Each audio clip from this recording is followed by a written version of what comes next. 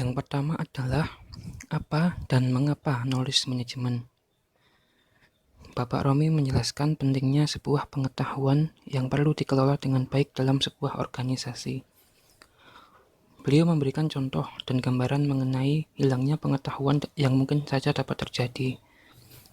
Beliau memaparkan mengenai keberhasilan Amerika Serikat mendaratkan orang ke bulan pada Juli 1969.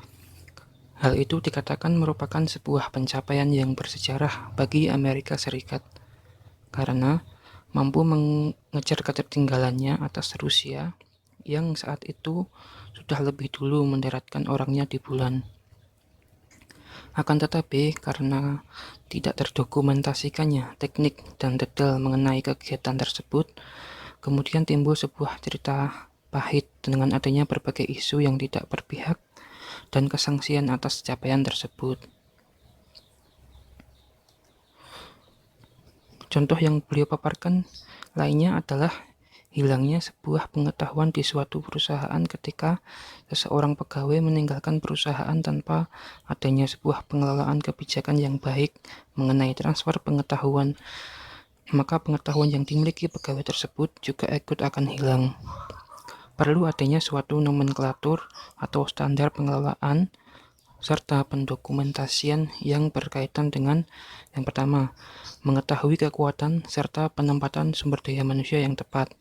Yang kedua, memastikan transfer pengetahuan dari anggota yang akan pergi kepada anggota yang akan menggantikannya. Yang ketiga adalah mempercepat proses pengembangan maupun penciptaan pengetahuan baru dari pengetahuan yang telah ada. Kemudian Bapak Romi juga menjelaskan bagaimana perusahaan bisa dikatakan sukses. Beliau menjelaskan bahwa kunci dan sebuah keunggulan kompetitif suatu perusahaan adalah pengetahuan. Perusahaan dikatakan sukses apabila mampu memanfaatkan pengetahuan yang dimiliki untuk secara konsisten menghasilkan pengetahuan yang baru, kemudian menyebarkan pengetahuan tersebut ke dalam perusahaan dan mengimplementasikan dalam teknologi atau produk baru. Salah satu teori yang beliau kemukakan adalah teori dari Ikujiro Nonaka, yaitu knowledge spiral, yang di dalamnya terdiri dari sosialisasi, eksternalisasi, internalisasi, dan kombinasi.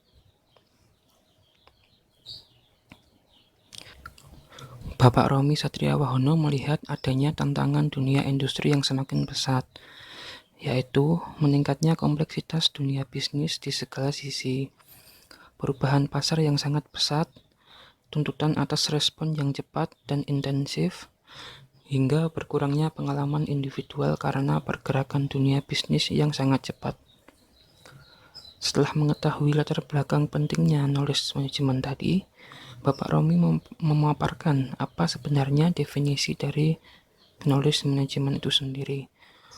Knowledge management dapat diartikan sebagai segala aktivitas atau usaha untuk mengelola pengetahuan yang berhubungan di dalamnya, discovering, capturing, sharing, dan applying, agar pergerakan organisasi lebih efektif, efisien untuk mencapai tujuan organisasi.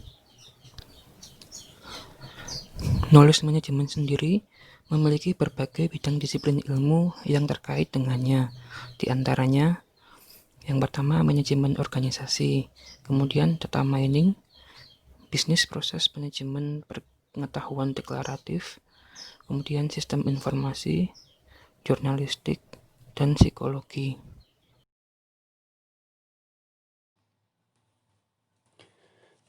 Kemudian masuk ke pokok bahasan kedua, yaitu transformasi dan visualisasi pengetahuan.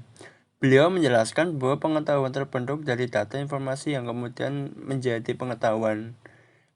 Pengertian dari data informasi dan pengetahuan yaitu data adalah entitas tidak membawa arti, kumpulan dari fakta dan catatan tentang suatu kejadian. Yang kedua, informasi yaitu hasil dari kompilasi, pengolahan, dan statistik dari data.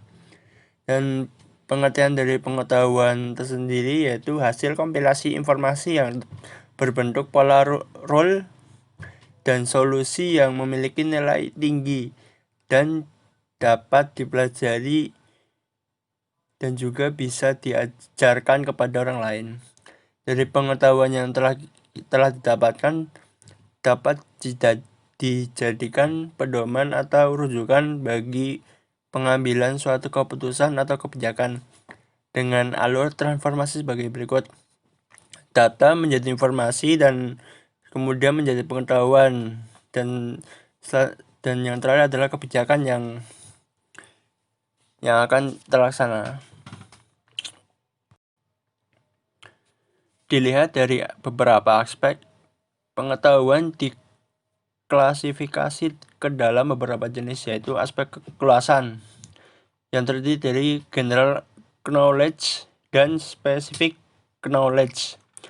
Yang kedua adalah aspek bentuk yang terdiri dari deklaratif dan prosedural. Yang ketiga adalah aspek sumber yang terdiri dari tacit knowledge dan explicit knowledge.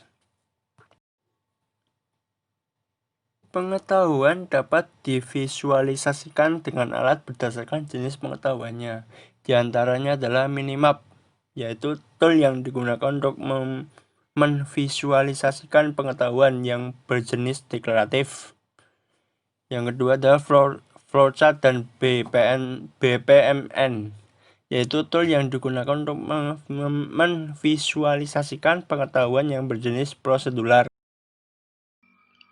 Knowledge management process, pengertian dari Bapak Romi Satria menjelaskan bahwa proses pengelolaan pengetahuan yang merupakan aktivitas yang di dalamnya berisi discovering, capturing, sharing, dan applying.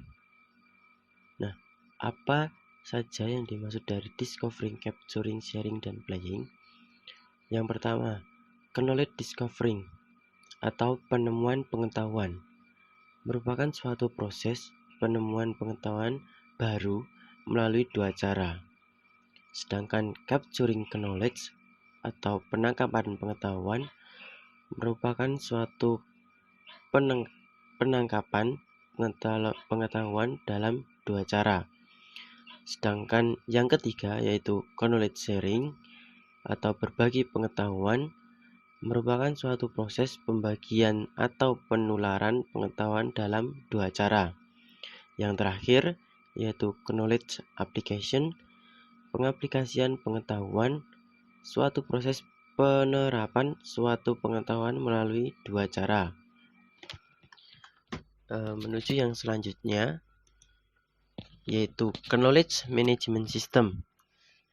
Poin yang terakhir ini yang dijelaskan oleh Bapak Romi adalah mengenai sistem manajemen pengetahuan yang merupakan sinergi antara teknologi termutakhir dan mekanisme sosial untuk mengautomasi knowledge management proses, informasi teknologi, social mechanism, dan KMP proses, sama dengan knowledge management system. Kemudian Pak Romi mengklasifikasikan knowledge management system ke dalam 4 klasifikasi, yaitu yang pertama, knowledge discovery system atau sistem penemuan pengetahuan. Yang kedua, knowledge capture system atau sistem penangkapan pengetahuan. Yang ketiga, knowledge sharing system atau sistem berbagi pengetahuan. Yang terakhir atau yang nomor 4 adalah knowledge application system, yaitu sistem penggunaan pengetahuan. Knowledge management system KMS adalah abstraksi, arsitektur, dan payung terminologi dari berbagai jenis aplikasi dan software dengan peran sesuai dengan knowledge management process. Tidak semua KMS perlu dibuat. Pembuatan berdasarkan kebutuhan suatu organisasi, mana saja yang akan diperlukan dalam suatu organisasi tersebut. Nah, itu tadi merupakan penjabaran materi dari kami. Ada kurang lebihnya kami aturkan mohon maaf. Assalamualaikum warahmatullahi wabarakatuh.